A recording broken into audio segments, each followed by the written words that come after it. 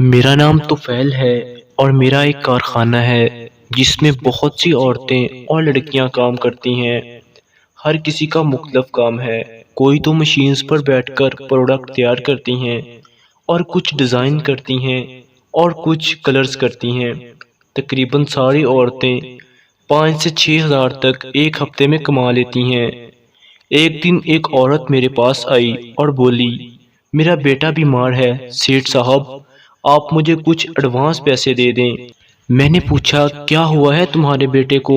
وہ بولی، سیٹھ صاحب نمونیا ہوا ہے۔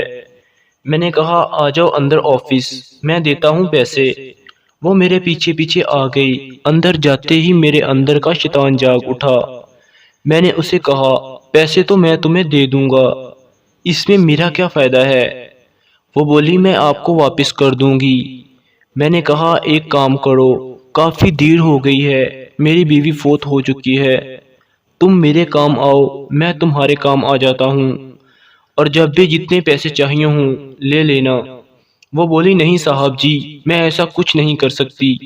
خیر وہ چلی گئی اور کچھ گھنٹوں بعد واپس آ گئی اور بولی جو کرنا ہے کر لو، لیکن پیسے دے دو تاکہ میں اپنے بیٹے کا علاج کروا سکوں۔ میں نے اسے کہا چلو دفتر، میں آتا ہوں۔ وہ دفتر چلی گئی۔ وہ ہر وقت برقعے میں رہتی تھی۔ میں نے اس کو کپڑے اتارنے کا کہا، اس نے اتارے۔ وہ بلا کی خوبصورت تھی، اسے دیکھتے ہی میرے منہ میں پانی آ گیا۔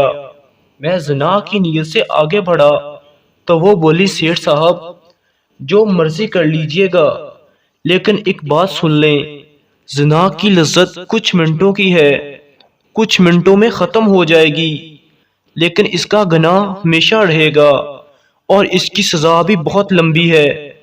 میں ایک دم سے کانپ گیا اور اس سے پیچھے ہٹ گیا، اسے پیسے دے کر بھیج دیا۔ مجھے اس سے عشق سا ہو گیا تھا۔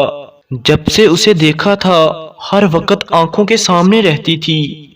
وہ ایک بیوہ عورت تھی۔ میں نے اس سے شادی کر لی اور پھر جائز طریقے سے اسے حاصل کر لیا۔ سچ ہے، گناہ کا مزہ بہت کم ہے اور سزا بہت لمبی ہے۔